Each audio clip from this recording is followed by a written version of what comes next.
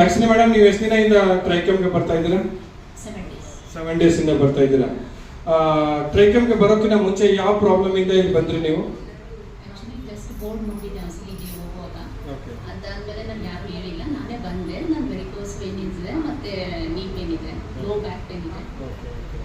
So ಇವಾಗ ಒಂದು ವಾರ ಎಷ್ಟು 7 days ಆಗಿರೋದು. ಏನಾದರೂ ನಿಮಗೆ ಡಿಫ್ರೆನ್ಸ್ ಮೊದಲಿಗೆ ಇವಾಗಿಗೆ 7 days ಅಲ್ಲಿ ಏನಾದರೂ ಚೇಂಜಸ್ ಬಾಡಿಯಲ್ಲಿ ಗೊತ್ತಾಗ್ತಾ ಇದೆಯಾ? ಏನೇನು ಕಮ್ಮಿ ಆಗ್ತಾ ಇದೆ? ವೆರಿಕೋಸ್ ವೇನ್ಸ್ ನನಗೆ ಕಾಲು ತುಂಬಾ ಹೆವಿ ಅನಿಸ್ತಾ ಇತ್ತು, ಆ ಹೆವಿನೆಸ್ ಕಡಿಮೆ ಆಗಿದೆ. ನೀ ಪೇನ್ ಸಹ ಮಸಾಜ್ ಮಾಡಿಸ್ಕೊಂಡ್ಮೇಲೆ low back pain, knee pain ಎಲ್ಲ ರಿಲೀಫ್ ಅಂತೂ ಆಗಿದೆ. ರಿಲೀಫ್ ಆಗಿದೆ. ಒಂದ್ಸತಿ ಜೋರಾಗಿ ಚಪ್ಪಳೆ ಹೊಡೀರಿ. 7 days ಇಂದ 7 ದಿವಸ ಒಂದು ವಾರದಿಂದ ಬರ್ತಾ ಇರೋದು ಅಷ್ಟೇ. ವೆರಿಕೋಸ್ ಪ್ರಾಬ್ಲಮ್ಸ್ ಇದೆ, ಮಂಡಿ ನೋವು ಇದೆ, ಅದರಿಂದ ಬಂದಿರೋದವರು. ಸೊ ಕಾಲೆಲ್ಲ ಫುಲ್ ಫ್ರೀ ಆಗಿದೆ, ಆರಾಮಾಗಿ ಕರೆಕ್ಟ್ ಆಗಿ ಅವ್ರು ಬರ್ತಾ ಇದ್ದಾರೆ, ಯಾವುದೇ ತರ ತೊಂದರೆಗಳಿಲ್ಲ. ರೆಗ್ಯುಲರ್ ಆಗಿ ಬಂದಿರೋದ್ರಿಂದ. ರೆಗ್ಯುಲರ್ ಆಗಿದ್ದೀರಾ ಮೇಡಮ್? ರಜೆ ಹಾಕಿದ್ದೀರಾ?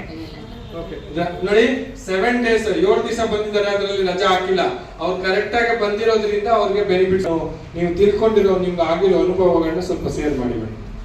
ಈಗ ನನ್ನ ಚಾರ್ಟ್ ಅಲ್ಲಿ ಇರೋ ತರನೇ ಅಲ್ಲಿ ಫ್ರೀಡಮ್ ಫ್ರಮ್ ಪೇನ್ ಅಂತ ಅವರು ಲೋಗೋ ಕೊಟ್ಟಿದ್ದಾರೆ.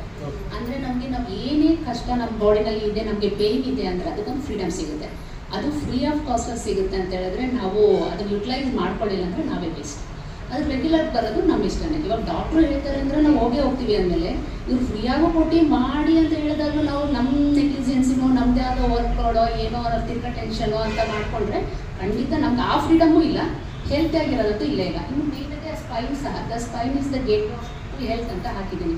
ಯಾಕೆ ಅಂತ ಹೇಳಿದ್ರೆ ನಾವು ಸರಿಯಾಗಿ ನಿಂತ್ಕೊಳ್ಳೋಕ್ಕಾಗಬೇಕು ಅಂತ ಹೇಳಿದ್ರೆ ನಮ್ಮ ಕಾಲ ಮೇಲೆ ನಾವು ನಿಂತ್ಕೋಬೇಕಂದ್ರೆ ನಮ್ಮ ಸ್ಪೈನ್ ಸರಿಯಾಗಿರಬೇಕು. ಆ ಸ್ಪೈನ್ ಕರೆಕ್ಟಾಗಿ ಆಗೇ ಆಗುತ್ತೆ ಅಂತ ನಮಗೆ ನನಗೆ 1 ವೀಕಲ್ಲಿ ನನಗೆ ಕನ್ಫರ್ಮ್ ಆಗಿದೆ.